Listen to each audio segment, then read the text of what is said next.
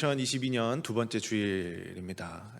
지난달까지는 우리가 함께 욥기를 계속해서 묵상했었는데 이제 2022년 들어서 누가복음을 이제 묵상하게 됩니다. 그래서 사실은 이제 지난주가 첫 번째 시간이어야 했는데 신년 첫째 주이니만큼 이제 느헤미야 말씀으로 담임 목사님께서 말씀을 전해 주셨고, 사실상 오늘이 이제 누가복음의 첫 번째 이제 시간이 되는 것 같습니다. 누가복음의 분량이 꽤 길어요. 그래서 이제 이걸 이제 생명의 산 본문을 보니까 이걸 다 하려면 3월까지 가더라고요. 그래서 1, 2, 3월 세 달 동안 우리 누가복음이라는 복음서 중에 하나를 보게 될 텐데, 이 시간이 예수님에 대해서 좀 더 깊이 알고 복음에 대해서 좀 더 깊이 묵상하게 되는 그런 귀한 시간이 되기를 바랍니다. 자, 이제 누가복음 첫 시간이니만큼 잠깐 간략하게 누가복음에 대해서 설명드리겠습니다. 이제 누가복음에 여러 가지 설명드릴 것들이 많지만 장가지는 다 치고 중요한 핵심 한 가지만 좀 설명드릴게요.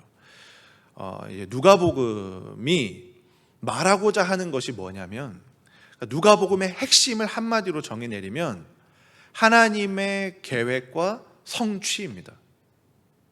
누가복음을 관통하고 있는 많은 질문들이 있어요. 예수님이 누구냐? 예수님이 왜 이 땅에 그럼 내려왔냐? 예수님이 이 땅에 와서 뭘 하셨냐? 그럼 그 예수님이 우리에게 바라는 건 또 뭐냐? 라고 하는 굉장히 많은 그 질문들이 누가복음을 관통하고 있거든요. 근데 그 모든 질문들이 이 누가복음의 핵심, 하나님의 계획과 그 계획을 성취하는 것, 그 계획과 성취라는 그 맥락 아래에서 다 이해가 되는 겁니다. 그래서 누가복음의 어떤 본문을 보더라도 이 모든 것들이 우연이 아니라 하나님의 계획 아래 있는 거구나, 하나님의 그 구원 계획의 성취 아래 있는 거구나라고 인식하시면서 보시면 좋습니다. 그래서 예수님이 이 땅에 오셨는데, 그리고 그분이 구원자라고 하는데 그분이 그냥 어쩌다 보니까 와가지고 우리를 구원하신 게 아니라는 게 누가복음이에요. 하나님께서 그 예수님을 통한 구원을 계획하셨고, 그래서 그 계획대로 예수님이 실행하셨고, 그래서 그 성령님께서 그 모든 구원 계획과 실행을 함께 이끌어 가셨다라는 게 누가복음의 핵심이고, 그걸 통해서 누가복음의 모든 본문을 봐야 됩니다. 그래서 오늘도 이제 그 관점을 가지고 이제 오늘 본문을 보게 될 텐데, 앞으로 3월까지 누가복음을 보는 이 기간 동안 꼭 이 관점을 염두에 두시고 읽으시면 묵상에 큰 도움 되실 겁니다. 자, 오늘 본문으로 가봅시다. 자, 오늘 본문이 이제 예수님이 탄생하시는 스토리에, 우리 지난달 이제 크리스마스도 있었잖아요. 탄생하시는 스토리의 가장 하이라이트 부분, 마지막 부분에 대한 내용입니다. 그래서 오늘 본문이 지나면 예수님이 이제 장성하시고 하시는 사역들을 쭉 기록하고 있어요. 이미 오늘 본문 이전에 예수님은 태어나셨어요. 태어나시고, 그래서 예수님의 태어나심을 축하하기 위해서 천군 천사가 와서 막 노래하고 찬송하고, 그리고 그 천군 천사들이 목자 앞에다 양떼들을 치는 그 목자들 앞에 나타나고, 그래서 그 목자들이 천사들의 음성을 듣고 너무 기뻐서 마리아와 요셉을 찾아오고, 그 아기 예수를 보고 또 감사하고 기뻐하고 노래하는 그 축제 같은 분위기가 어제까지의 본문이었어요. 20장까지. 이제 오늘 그런 일이 있은 다음에 예수님이 태어나신 이후에 이제 오늘 본문이 들어오는데, 21절이 이렇게 시작합니다. 할례할 8일이 되매 그 이름을 예수라 하니 곧 잉태하기 전에 천사가 일컬은 바라라. 아멘. 예수님이 태어나시고 며칠이 지납니까? 8일. 이제 8일이 지나고 이제 할례를 예수님이 받는 장면이 나옵니다. 그리고 그 다음 절에 보면 22절부터 24절까지 공동 번역으로 좀 보겠습니다. 읽어드릴게요. 22절.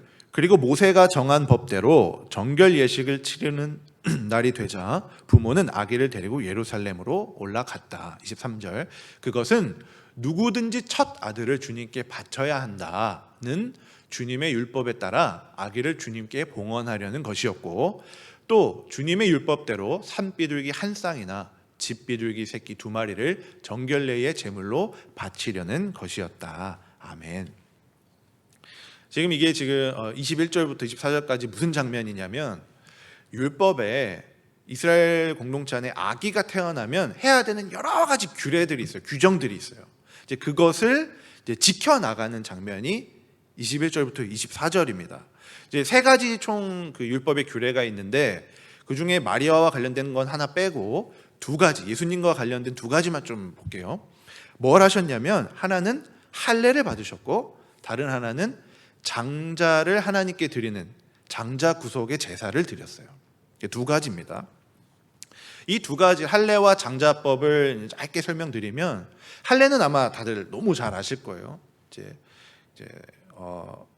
그 남자 아기의 성기의 표피를 잘라내는 이제 그런 행위가 이제 할례라는 거잖아요. 그래서 이스라엘에 남자 아기가 태어나면 8일째 되는 날, 오늘 본문처럼 8일째 되는 날 할례 의식을 행하는 규정이 있었어요. 규범이 있었어요. 율법의 규범입니다. 이 할례를 행하는 이유가 중요한데, 할례를 행하는 이 행위를 통해서 이스라엘 백성들은 내가 하나님의 언약 백성이구나라는 인식을 갖게 됩니다. 그러니까 할례를 받으면서 너는 이제 하나님의 언약 백성이야라는 그 표징으로 할례를 실행하는 거예요. 그러니까 이 할례를 한다는 건 나는 하나님의 백성으로 저 이방인들과 다른 사람이야 라는 그런 의미를 담고 있는 게 할례라는 그 율법이에요. 이 할례를 예수님께서 받으신 거예요. 자, 그 다음에 이제 또 다른 율법이 장자법이잖아요. 장자법은 뭐냐면 이스라엘 가족 중 안에 어떤 가족에서 남자 아기가 태어나면 첫 번째로 남자 아기가 태어나면 그 남자 아기를 하나님께 바치는 그 규범이에요. 근데 그 아기를 제사를 드리는 게 아니라 그 아기 대신에 하나님 이 남자 아기를 하나님께 드립니다라는 의미로 어린 양을 잡아서 그 양을 제사를 올려드리는, 하나님 이 아기를 받아주십시오, 이제 하나님의 것입니다 라는 의미로 드리는 게 이제 장자법입니다. 근데 이 장자법이 역사가 굉장히 오래, 처음에 율법이 이제 지정된 그 출애굽기까지 거슬러 올라가서 이 장자법이 왜 실행되었는가를 보면, 이제 이스라엘 백성들이 애굽에서 탈출할 때에 10가지 재앙을 겪잖아요. 근데 그 10가지 재앙 중에 마지막, 애굽에 사는 모든 첫 번째 아들 장자들은 다 죽는 그 재앙이 애굽에 막 임하고, 그래서 주의 사자가 그날 밤에 다 죽이고 다니는 그때에 이스라엘 백성이 어떻게 합니까?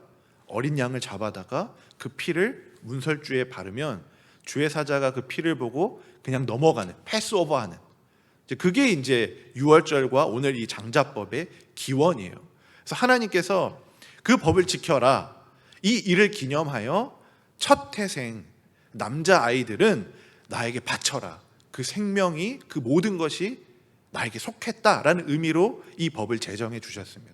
그래서 재밌는 구절이 출애굽기에 보면 13장에 보면 시간이 막 지나고 애들이 엄마 아빠 이게 무슨 제사예요? 왜 이런 제사를 드리나요? 라고 물어볼 때에 출애굽의 이 일을 기념하기 위한 제사다, 그렇게 부모들아 이렇게 말해라 라고 할 정도로 하나님이 굉장히 중요하게 여기신 그런 제사법 중에, 율법 중에 하나입니다. 이제 이 제사를, 하나님 이 아기 예수를 하나님께 드립니다 라는, 이 장자인 예수를 드립니다 라는 이것을 이제 율법이 하라는 대로 예수님께서 이제 받게 되는, 이제 제사 드리게 되는 이 장면이에요. 자, 할례와 장자법에 대한 이제 그것을 예수님이 하셨는데 질문 하나 드리겠습니다. 예수님이 왜 할례를 받으시고 장자 구속의 제사를 드리셨을까? 할례를 왜 받습니까? 이 사람이 이제 하나님의 백성이야 라는 증표잖아요. 장자법은 왜 합니까? 이 아기를 하나님께 드립니다, 하나님의 것입니다 라는 의미로 할례가 있고 장자법이 있는 거잖아요. 근데 예수님이 왜 그걸 하셨을까? 우리는 예수님이 누구신지 알잖아요. 예수님이 하나님 그 자체이시잖아요. 하나님이신 그분이 할례를 하면서 하나님의 백성이 되고 말고, 장자법을 드리면서 하나님께 드립니다 말고 이럴 수준에 계신 분이 아니잖아요. 예수님이 하나님 그분이신데, 예수님이 율법의 주인이시고 그분이 제사를 받으면 받았지, 그분이 누구에게 어떤 표징으로 너 이제 내 백성이야 라고 했으면 했지, 그분이 받을 이유가 없는 거예요. 근데 오늘 본문에 예수님이 할례를 받으시고 장자구속의 제사를 드리세요. 왜? 예수님이 아기라서, 아직 태어난 지 8일밖에 되지 않아서 힘이 없어가지고 거부하지 못해서, 어쩔 수 없이? 아닙니다. 사실 이것뿐만 아니라 예수님이 이걸 시작으로 전생에 걸쳐서 구약 율법에 기록된 모든 것들을 다 지키셨어요. 그 요구에 따라서 예수님이 사셨어요. 33년간. 왜 예수님이 그러하셨을까? 하나님이신데. 이게 굉장히 중요합니다. 예수님께서 이 아기 때 받은 이 할례를 시작으로 모든 구약의 율법을 다 지키신 이유는, 원래는 율법의 주인이신 예수님 하나님이 율법 아래로 내려오시기 위함이에요. 왜 그분이 율법 아래로 내려오셔야 했는가? 우리가 율법 아래에 있기 때문입니다. 갈라디아서 4장 4절 5절이에요. 읽어드릴게요.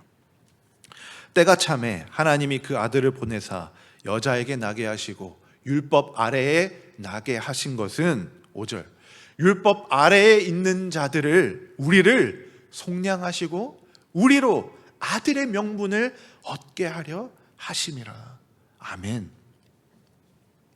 제가 누가복음의 핵심이 뭐라고 말씀드렸습니까? 하나님의 계획과 하나님의 성취. 그걸 통해 누가복음의 모든 본문을 봐야 된다고 말씀드렸죠. 예수님이 할례 받는 걸 굳이 기록한 이유는 그냥 어쩌다 보니까 예수님이 아기라서 그냥 할례 받는 거가 아니라 그 모든 것들이 하나님의 계획을 이루기 위한 거예요. 하나님이신 그분이 율법 아래로 내려오기 위하심이에요. 하나님이 누구십니까? 율법을 만드신 분이에요. 율법에 묶여 있는 분이 아닙니다. 율법이 뭡니까? 그 부정한 인간이 거룩한 하나님께 가까이 올 수 없으니까 그 거룩하신 하나님께서 그 부정한 인간들을 위해 조금이라도 나와 교제하자, 조금이라도 나와 관계를 맺자 하면서 주신 게 율법이에요. 그러니까 그 율법은 하나님을 위한 법이 아니라 인간을 위한 법이에요. 조금이라도 하나님과 가까워지기 위한, 인간들을 위해 하나님께서 만들어주신 인간을 위한 법, 인간들이 따라야 하는 법. 율법은 하나님의 아무런 소용이 없어요. 율법이 따르든 말든 하나님과 아무런 관계가 없어요. 그런데 인간을 위해 만들어주신 그 법 아래로 그분이 스스로 우리가 있는 그곳으로 내려오신 거예요. 이건 그냥 창조주이신 그 신이 그냥 그 피조물인 인간의 몸을 입고 내려오는 것보다 더 낮아지는 사건입니다. 다른 번역서를 보면 이 갈라디아서 4장 4절을 예수님이 율법의 지배를 받으셨다라고 말해요. 어떻게 율법의 주인이 율법의 지배를 받습니까? 근데 그분이 그 아래로 내려오셨어요.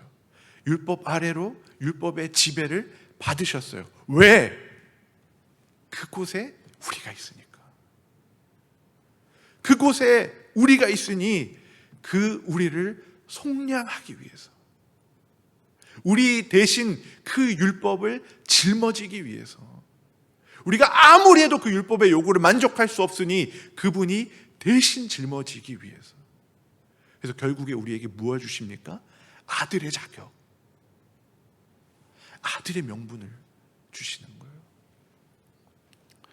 사랑하는 여러분, 복음 안에는 이 예수님의 끝간데 없이 낮아지는 이 모습이 들어가 있어요.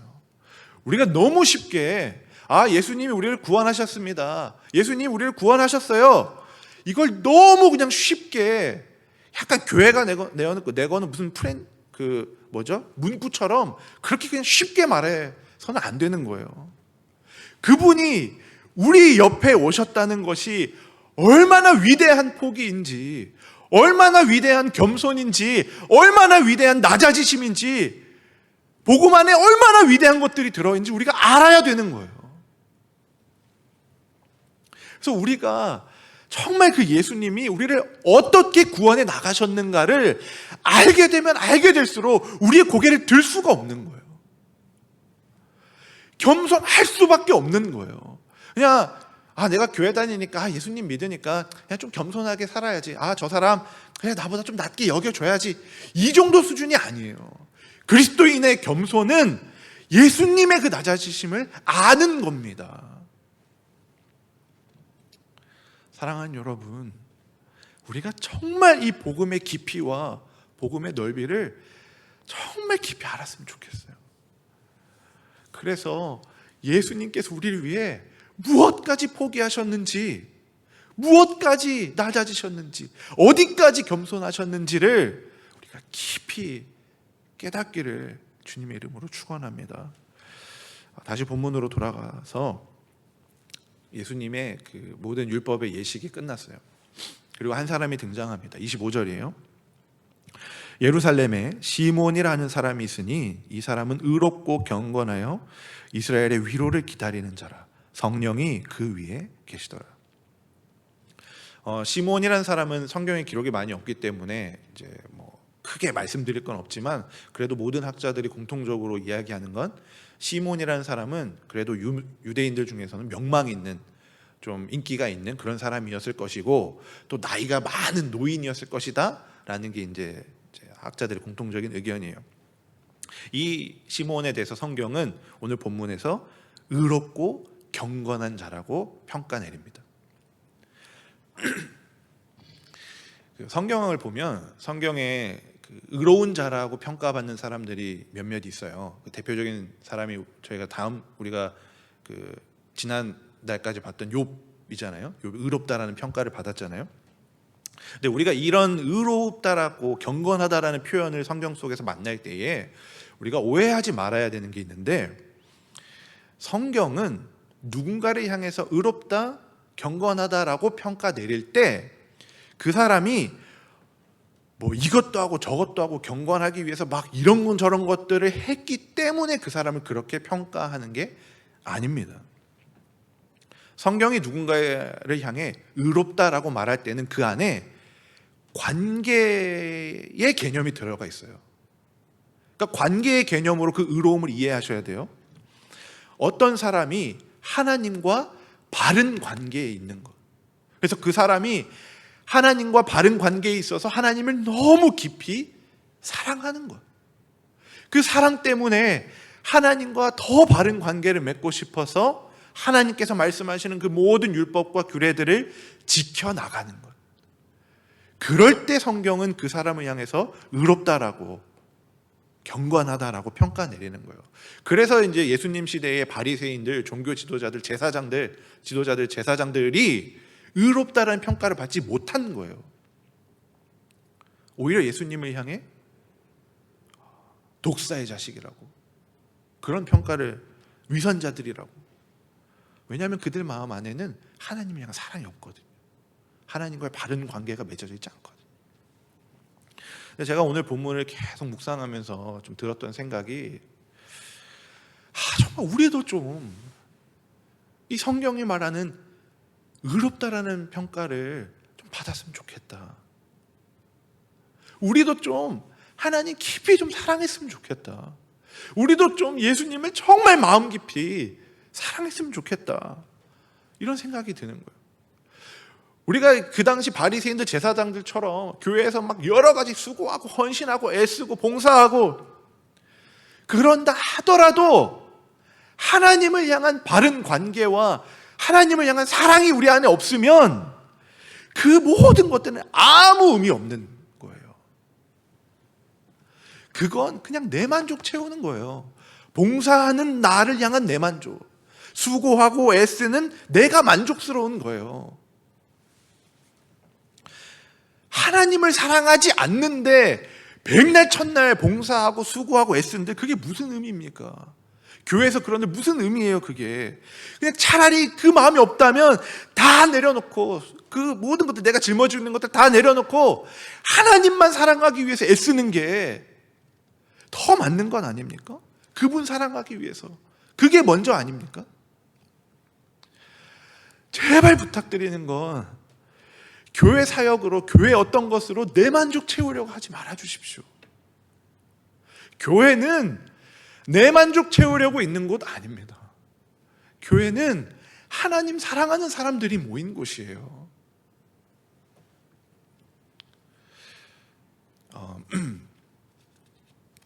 제가 이렇게 말하면 많은 봉사하시는 분들이 뭐 성가대, 찬양팀 뭐 이런 거 다 내려놓을까봐 좀 우려가 되기도 하는데, 근데 이게 교회의 정체성이에요. 하나님 제발 사랑하십시오. 우리를 구원해 주신 그 예수님 제발 좀 사랑하십시오. 그런 다음에 수고하고 애쓰든 자연스럽게 그 사랑으로 나오는 수고와 애씀이 우리 손과 발로 나오기를 주님의 이름으로 축원합니다. 이 하나님을 그렇게 사랑했던 사람이 시므온이라는 사람이에요. 이제 그 시므온이라는 사람이 기다리는 게 있습니다. 다시 25절이에요. 예루살렘에 시므온이라는 사람이 있으니 이 사람은 의롭고 경건한 자인데 이스라엘의 위로를 기다리는 자래요. 이스라엘의 위로를 기다리는 자. 이스라엘의 위로는 구원자를 뜻합니다. 시므온은 지금 구원자 메시아를 기다리고 있어요. 이 사람은 하나님을 너무 사랑하는 사람이었고 하나님과 바른 관계에 있는 사람이었고, 그래서 하나님께서 우리에게 주신 그 약속을 아는 사람이었어요. 내가 너희를 영원한 죽음에서 구원할 것이다. 그 약속을 아니까 그 하나님의 그 모든 약속의 성취가 이루어질 것을 자기 평생에 기다렸던 사람이에요. 그 메시아, 그 구원자, 이스라엘의 위로가 이 땅에 올 것을 평생 동안 기다렸던 그 사람입니다. 그래서 이 시므온이 기다렸던 그 구원자는 그 당시 유대인들이 생각했던 어떤 그 로마의 압제에서 벗어나게 해주는 정치적인 메시아나 독립하게 해주는 그런 메시아가 아니었습니다. 나중에 이 시므온의 예언을 보면 알겠지만 전혀 그런 사람이 아니에요. 이 사람은 정말 그 진짜 구원을 기다렸던 사람이에요. 우리를 영원한 죽음에서 건져내어 주실 그 메시아. 죽음밖에 기다릴 것이 없는 우리를, 죽음밖에, 영원한 심판밖에 예정되어 있지 않은 그 우리를 그 심판에서 건져내어 주셔서 영원한 생명을 우리에게 주시는 그 구원자, 하나님께서 약속하셨던 그 하나님 나라를 우리에게 주신다고 하셨던 그 약속을, 그 구원자를, 메시아를 기다리고 있었던, 그게 이스라엘의 위로를 기다리고 있었던 시므온이라는 사람이에요. 그게 우리가 이해해야 되는 이스라엘의 위로예요. 진짜 위로. 내 안에 어떤 것들이 막 채워지는 그런 위로 말고, 죽었던 내가 생명을 얻어서 다시 살게 되는, 그게 우리가 바라고 기다리는 진짜 위로예요. 사랑하는 여러분, 근데 정말로 무엇이 여러분들의 위로입니까? 무엇이 여러분들의 마음 가운데 위로를 줍니까? 우리가 위로로 삼고 있는 그게 정말 무엇인가요? 오늘 내일 먹을 게 채워지는 것, 맛있는 음식을 마음껏 먹을 수 있는 것, 오늘 잠잘 곳이 있는 것, 내 통장의 잔고가 넉넉해지는 것, 내 집이 넓어지는 것, 내 집 평수가 2배가 되는 것, 내 자녀가 잘 되는 것, 내 사업이 번창하는 것, 내 자녀가 좋은 학점을 받고 좋은 성적을 받고 좋은 대학에 들어가고 좋은 곳에 취업하는 것, 혹시 그게 내가 위로로 삼고 있는 것이 아닌가? 그러나 사랑하는 여러분, 우리에게 주어진 가장 크고 위대한 위로는 예수님밖에 없는 줄로 믿습니다. 그분이 나를 구원하셨고 나에게 영원한 생명을 주셨고 저 영원한 하나님 나라를 약속해 주셨다는 것, 그것이 내가 가장 위대한 위로로 붙잡고 살아가야 할 유일한 것임을 믿습니다. 그게 우리의 위로가 아니면 도대체 무엇이 우리의 위로가 될 수 있겠습니까?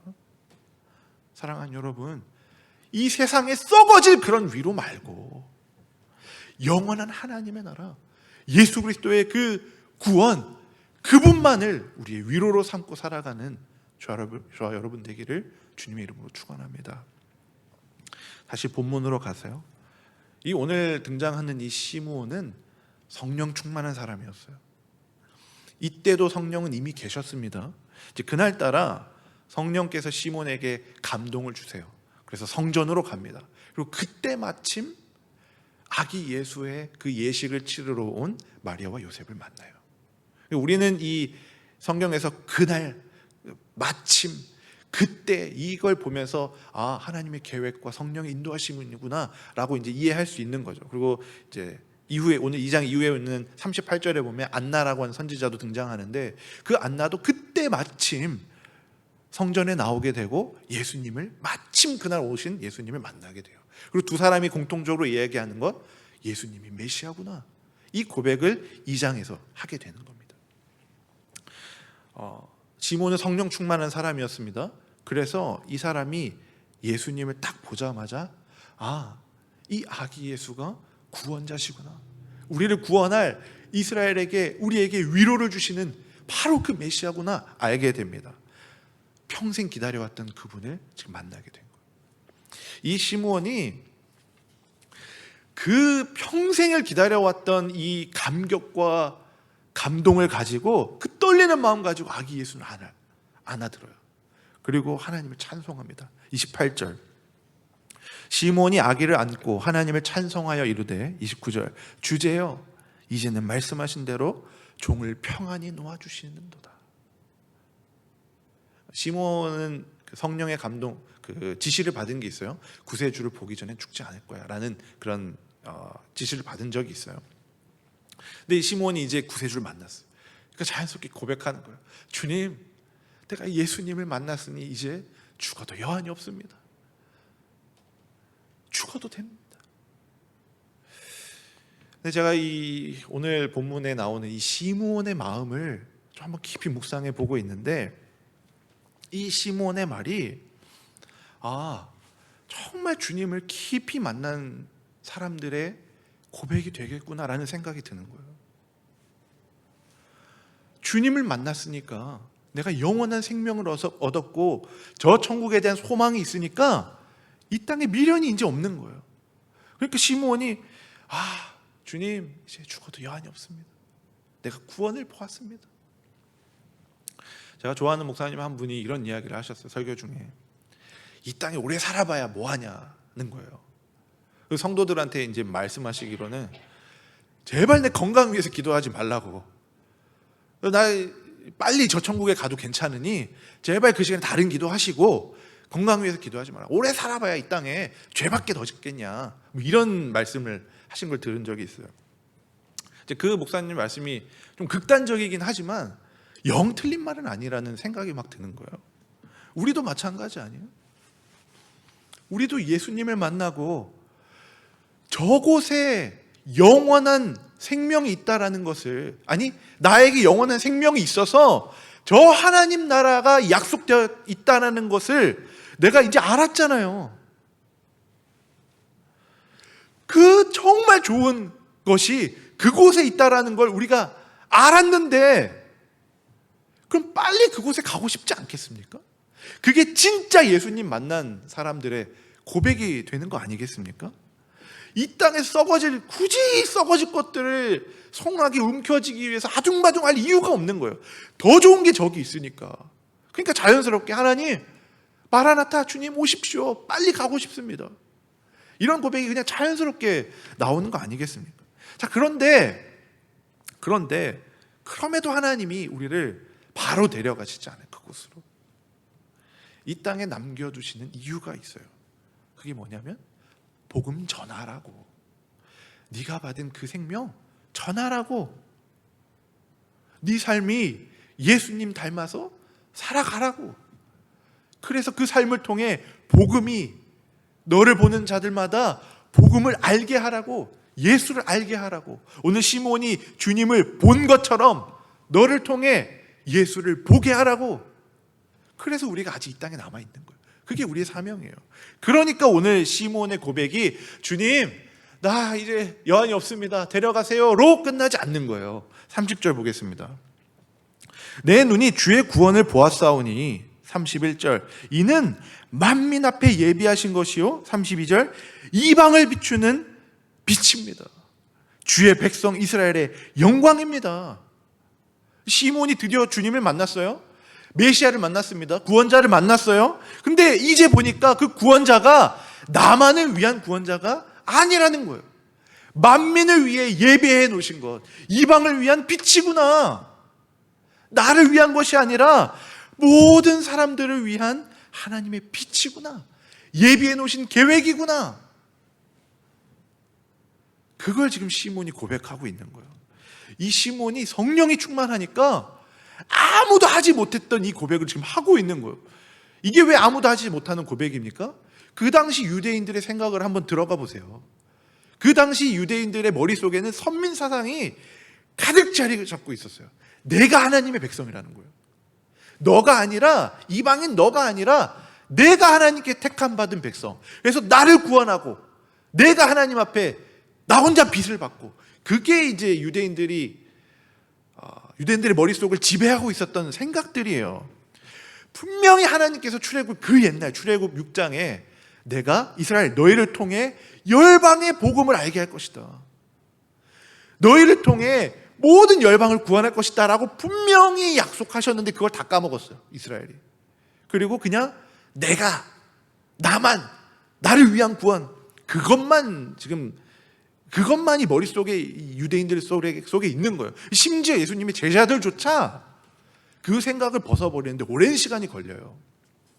근데 오늘 이 성령 충만해서 이 아기 예수를 안고 있는 이 성령에 충만한 이 시므온의 입에 예수가 누구라고? 만민을 위한 존재라고. 나만의 빛이 아니라 이방을 향한 빛이라고. 주님, 내가 주님을 봤습니다. 이제 죽어도 여한이 없습니다. 그런데 이 주님이 나만을 위한 주님이 아니라 모든 열방을 위한 주님이시군요. 이방을 향한 빛이시군요.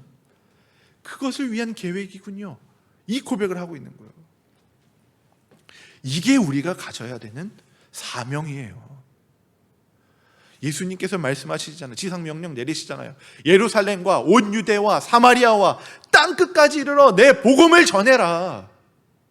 내가 너만을 위해, 너만 구원하기 위해 이 땅에 온 게 아니다.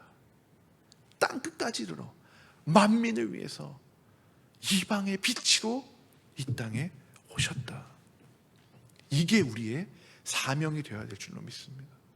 예수를 따라가는 그 모습을 통해 내 모습이, 내 손과 발이 예수님을 드러내고, 그래서 그것을 보는 자마다 내 모습을 보며, 우리의 모습을 보며, 작은 예수가 저기 있구나.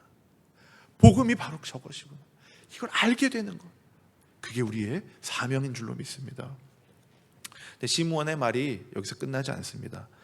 예언을 해요. 34절. 시므온이 그들에게 축복하고 그의 어머니 마리아에게 말하여 이르되, 어떤 축복을 하는지 보세요. 보라, 이는 이스라엘 중 많은 사람을 패하거나 흥하게 하며 비방을 받는 표적이 되기 위하여 세움을 받았다. 다시 한번 말하지만 이거 축복이라고 하면서 이제 시므온이 예언하고 있는 거예요. 메시아가 오셨어요. 구원자가 왔으니 다 이제 잘 먹고 잘 살고 너무 편안하게 이제 구원자가 오신 것들을 막 구원하신 그것에 기대며 편안하게 살아야 되는데 아니래요. 예수라는 그 빛이 각 사람에게 비춰질 때 어떤 사람은 흥하지만 어떤 사람은 패한대요. 둘로 나눠진다는 거예요. 어떤 사람은 예수를 받아들이고 그래서 구원을 얻어 흥하게 되지만 어떤 사람들은 예수를 비방하고 배척해서 망하게 된다라고 지금 시몬이 예언하고 있어요. 둘 중 하나래요. 중립이 없어요. 예수님을 믿고 영원한 생명을 얻어서 구원을 받든지, 아니면 예수를 배척해서 심판을 받아 망하든지. 그래서 예수님 당시 수많은 사람들이 예수를 받아들이지 않아서 예수를 배척하는 거 아닙니까? 제사장들, 종교 지도자들, 자칭 의롭다라고 했던 그들이 결국 예수를 십자가에 세워버리잖아요. 비방을 받는 표적이 되기 위하여 십자가에 세움을 받았고, 구원자 예수님이 죽어버리는 거예요. 오늘 시몬의 입을 통해 그 일이 예언되고 있어요. 그래서 35절에 마리아에게 하는 말이에요. 또 칼이 네 마음을 찌르듯 할 거다. 자기 아들이 죽는 거를 보게 되는데 구원자라고 했던 그분이 결국 죽게 된다는 걸 보니 엄마의 마음이 칼이 마음을 찌르는 것처럼 그럴 것이다. 이걸 시몬이 축복이라고 하면서 하고 있어요. 이 당시에는 마리아가 이 예언을 이해하지 못합니다. 근데 지금 시몬의 입에서 축복이라고 하면서 이 암울한 미래가 예언되고 있는 거예요. 메시아가 왔는데 죽을 거라고?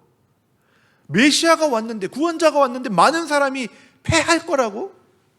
서로가 갈라지고 그분을 배척해버린다고? 비방하고 결국에 그분이 십자가에 죽는다고? 이 예언이 시몬의 입에서 나오는데 처음으로 돌아갈게요. 제가 처음에 누가복음의 핵심이 뭐라고 했습니까? 누가복음의 모든 것이 하나님의 계획과 성취의 관점으로 이해해야 된다고 말씀드렸잖아요. 모든 것이 하나님의 계획과 성취. 지금 이 시몬의 예언도 하나님의 계획과 성취 아래에 있는 예언이죠. 지금 이 암울한 미래를 예언하고 있는 이 1장과 2장의 분위기를 한번 보세요. 너무 기뻐요. 지금 예수가 와서 이 아기 예수가 결국 죽겠다라고 하는 예언이 선포되고 있는 이 1장, 2장의 분위기가 천군 천사가 와가지고 예수님의 탄생을 막 노래하고 기뻐하고 목동들이 와가지고 와 찬양합니다, 찬송합니다. 시몬, 안나, 성령께서 그들을 인도해 주셔서 예수님 앞으로 몰고 와가지고 그분을 위해서 찬송하고 기뻐하고 감사하고 축제 분위기예요. 그 안에 이 암울한 예언이 선포되고 있는데 분위기는 축제 분위기예요. 왜 지금 이 예수가 결국 죽을 거라고 하는, 십자가에 세워져서 죽을 거라고 하는 이 예언 앞에서 모든 사람들이 다 기뻐하고 감사하고 찬송하고 있는가? 그것이 하나님의 계획과 성취이기 때문에 그렇습니다. 우리는 알잖아요. 그 죽으심이 어떤 죽으심인지 알잖아요. 예수가 고통받고 비방받고 배척받아서 십자가에 달려 죽게 됨에도 불구하고 그것이 하나님의 계획이었다는 거예요. 예수님이 오늘 율법의 요구에 순종하시는 것뿐만 아니라 죽기까지 순종하셨던 그것이 결국 예수의 승리라는 것. 결국 그 죽음으로 인해, 부활로 인해 우리를, 율법 아래에 있는 우리를 속량하셨다는 것. 결국 예수가 승리할 것이라는 것. 그게 하나님의 계획이고 성취이기 때문에 1장, 2장의 분위기가 축제 분위기인 거예요. 이 예수의 승리가 우리가 가진 가장 위대한 위로가 되는 거예요. 그렇기 때문에 이것이 하나님의 계획이고 성취이기 때문에. 사랑하는 여러분, 다시 질문 드릴게요.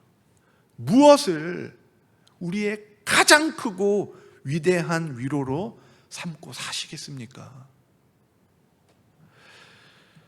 예수님께서 자기 생명조차 내어주시면서 우리에게 쥐어주신 그 아들의 자격, 아들의 명분, 그 영원한 생명이야말로 우리가 이 땅에서 끝까지 붙잡고 살아야 할 가장 위대한 위로인 줄로 믿습니다.